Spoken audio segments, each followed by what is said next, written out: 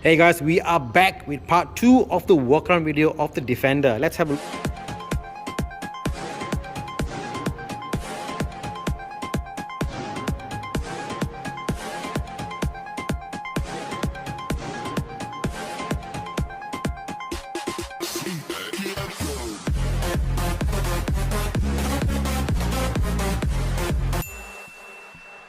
Defender. Let's have a look. Now in front you've got this beefy looking face here. You know what, how Miyata smiles? I think the Defender's smiling at me saying please buy me. I don't know. If you go for the option with the winch, there is a cladding which goes on top here, and it gives you like almost like a car with COVID-19 mask on it. I don't know, COVID period, correct? I don't know. Over here we've got these lights over here. They are beautiful. I could stare at them for days. Nice, you know. What else we got here? On the side here we've got this. Is it metal? Is it metal? No, it's plastic, because you know why? It has to withstand beating, and this is here. I guess in the olden days you've got wires that are coming from the front all to the back, and people actually step on these to get on top of the car. So yeah, you got this over here.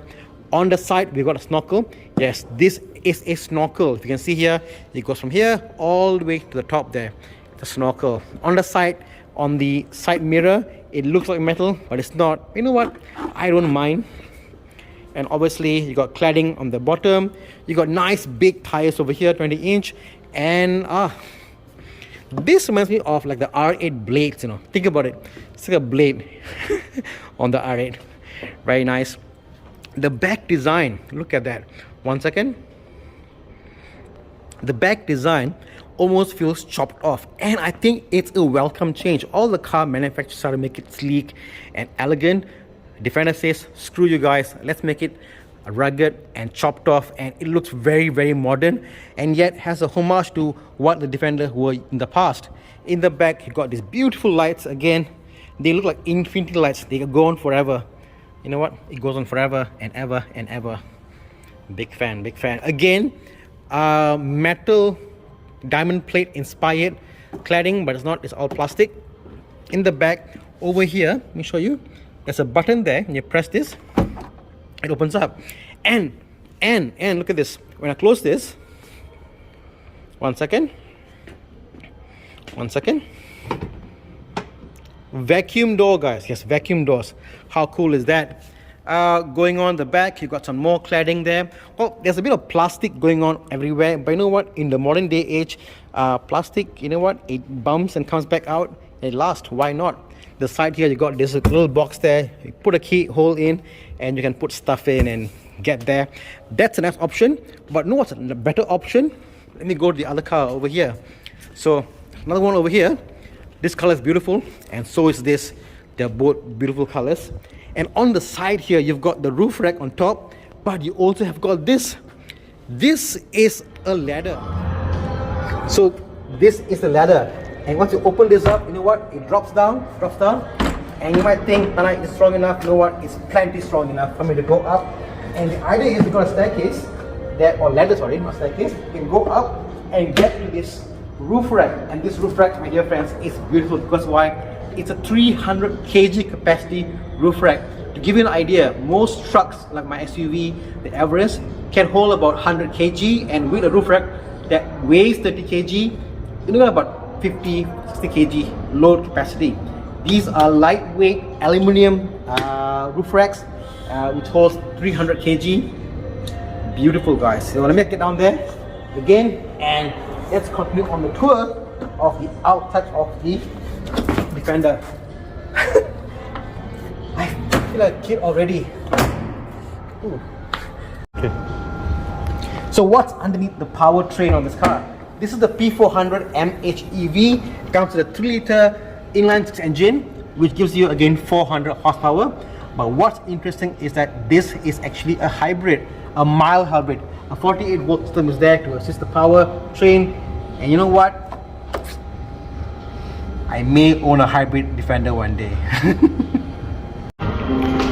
Everyone raving about the interior on the Defender. Let's have a see and why it's so beautiful.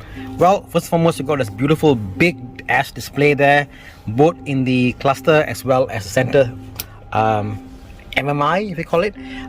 Over here the gear lever is there, so this is P, R, and D, you know, nice and beefy. You got these knobs over here, I'll show you later, but these are actually linked into both the climate control as well as the drive modes. You got a nice rubberized mat here. Inside you got nice deep pockets, bins, whatever you call it, to put stuff in. And yeah, it just feels very solid to the touch.